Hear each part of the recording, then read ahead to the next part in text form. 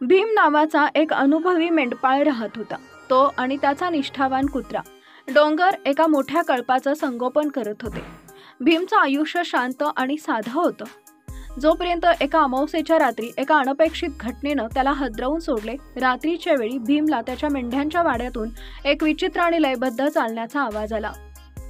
त्यानं बाहेर पाहिलं आणि तो स्तब्ध झाला। त्याचा हजारो मेंढ्यांचा कळप, जो रात्री शांतपणे झोपलेला असायचा, तो एका वर्तुळात न थांबता फिरत होता।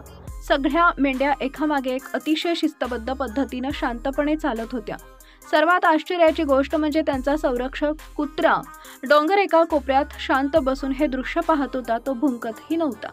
भीमनं घाबरून मेंढ्यांना थांबवण्याचा प्रयत्न केला, पण त्या त्याच्याकडे लक्ष देत नव्हत्या। त्या जणू एका तंत्रीत गोल फिरत होत्या। भीम निराश होऊन पहाटेची वाट पाहत बसला। सूर्य उगवताच जणू काही जादू मंत्र संपला आणि मेंढ्या जागेवरच थांबल्या। त्या एकदम सामान्य आणि निरोगी दिसत होत्या, पण रात्री पुन्हा तेच घडलं। मेंढ्यांनी गोल फिरणं सुरू केलं।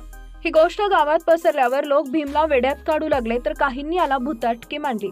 मात्र भीमनं या रहस्याचा छडा लावण्याचा निश्चय केला। त्यानं डोंगरचं रात्रीचं वर्तन पाहिलं। डोंगर नेहमी एका विशिष्ट कोपऱ्यात शांत बसायचा।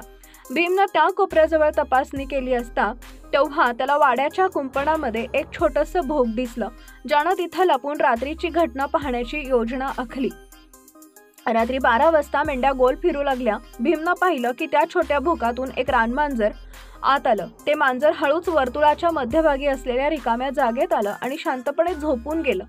दुसऱ्या दिवशी भीमनं एका अनुभवी मेंढपाळाला हे रहस्य सांगितलं। त्या वृद्ध मेंढपाळानं स्पष्ट केलं, मेंढ्यांमध्ये शिकारी प्राण्यांपासून दूर राहण्याची उपजत भीती असते।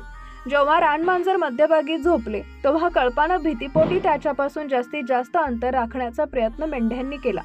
एका मेंढीनं चालण्यास सुरुवात केल्यावर बाकीच्या मेंढ्या तिला नैसर्गिकपणे फॉलो करतात, ज्यामुळे संरक्षणासाठी एक गोल वर्तुळ तयार होतं। डोंगरला माहित होतं की हे छोटं मांजर कळपाला गंभीर धोका देऊ शकत नाही, म्हणून तो फक्त पहारा देत होता। भीमला सत्य समजलं। त्यानं लगेच ते भोग बंद केलं आणि दुसऱ्या रात्री मेंढ्या शांतपणे झोपलेल्या आढळल्या।